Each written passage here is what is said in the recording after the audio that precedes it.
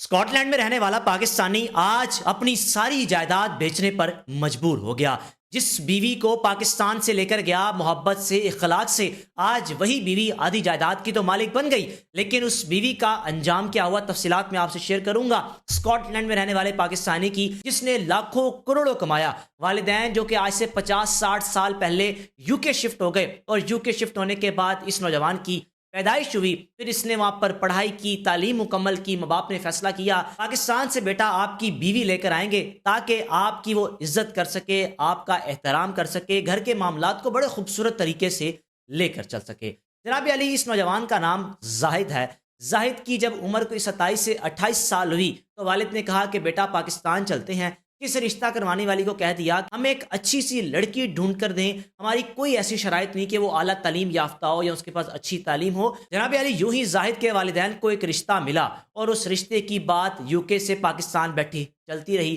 جب بات مکمل طور پر طے پائی تو زاہد کا خاندان جو کہ یو کے میں موجود تھا پاکستان آیا، تو پاکستان آ کر اپنے بیٹے کی شادی کی بڑے شاہانہ طریقے سے۔ لڑکی والے جو کہ مڈل کلاس سے، ان کے پاس کوئی مال و دولت نہیں تھی، خود آ کر پیسہ خرچ کیا، خود آ کر شادی کے تمام اخراجات کو برداشت کیا، اور پھر 5 سے 6 ماہ بعد وہ نوجوان زاہد اپنی اہلیہ کو پاکستان سے برطانیہ اسکاٹ لینڈ لے گیا۔ وہاں جانے کے بعد جب 4 سے 5 مہینے گزرے تو زاہد کی اہلیہ نے کہنا شروع کر دیا کہ میں بور ہو جاتی ہوں، میں چاہتی ہوں میں گھر سے باہر نکلوں، کوئی ایکٹیویٹی کروں یا پھر کوئی جاب تلاش کروں، میں چاہتی ہوں میں آپ کا بازو بن جاؤں۔ خاوند کے انکار کے باوجود کہ مسئلہ کوئی نہیں، ہمارے پاس سب کچھ ہے، گھر بھی ہے، گاڑی بھی ہے، کسی قسم کی کوئی ضرورت نہیں، آپ گھر بیٹھیں، گھر کو خوبصورت طریقے سے لے کر چلیں، مجھے آپ کے پیسوں کی ضرورت نہیں ہے۔ لیکن بیوی کی جانب سے بار بار اصرار کے بعد ہوا کچھ یوں، زاہد نے اپنی ہی کمپنی میں اہلیہ کو جاب دلا دی۔ جاب دلانے کے بعد اس کو پراپر ٹرین کیا، اس کو کام سکھایا، اس کے وہاں پر قدم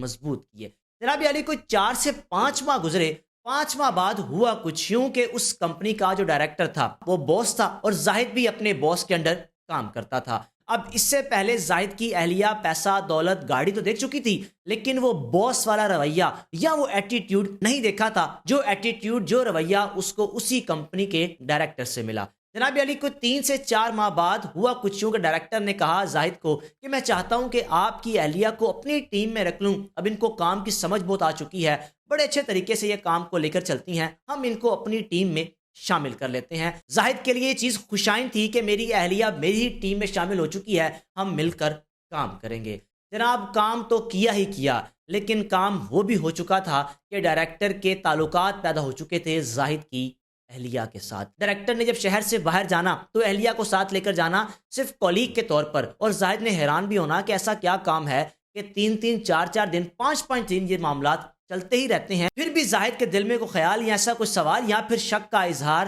نہیں کیا۔ جناب علی، اب شادی کو کچھ سال سے 1.5 سال ہو چکا تھا اور زاہد کی اہلیہ کو اس کمپنی میں کام کرتے ہوئے 1 سال ہو چکا تھا۔ ہوا کچھ یوں، اپنی بیوی کا موبائل فون چیک کیا اور ڈائریکٹر کے ساتھ میسیجز جب دیکھے تو زاہد ہکا بکا رہ گیا کہ یہ ہو کیا گیا۔ وہیں سے اپنی بیوی کو کہا کہ تم مزید میرے ساتھ نہیں رہ سکتی، میں تمہیں پاکستان بھیج رہا ہوں، تم میرے ہی پاسپورٹ پر، میرے ہی ڈاکومنٹس پر یہاں پر رہ رہی ہو، میں مزید تمہیں اپنے ساتھ نہیں رکھ سکتا۔ یاد رہے، جو 1 سال اس کی اہلیہ نے کمایا وہ سب کچھ پاکستان اپنے ماں باپ کو بھیجا۔ تو اگر کبھی زاہد نے پوچھ بھی لینا تو اپنے خاوند کو جھاڑ پلا دینی کہ آپ کون ہوتے ہیں مجھ سے سوال کرنے والے، کیونکہ جو زاہد کی اہلیہ کی تنخواہ تھی اس سے کئی گنا بڑھ کر اس کا پہننا، اوڑھنا، کھانا پینا اور پیچھے گھر بھیجنا، اتنا پیسہ گھر بھیجتی تھی کہ زاہد بھی حیران ہو گیا۔ جناب علی، اپنی بیوی کو بٹھایا ساتھ، ٹکٹ کروائی، ایئرپورٹ پر لے کر آیا اور بورڈنگ کروانے کے بعد نکلا کہ تم سیدھا پاکستان جاؤ، جہاں سے آئی ہو، میرا تمہارے ساتھ گزارا نہیں۔ اب زاہد کے ذہن میں یہی ہے کہ میری بیوی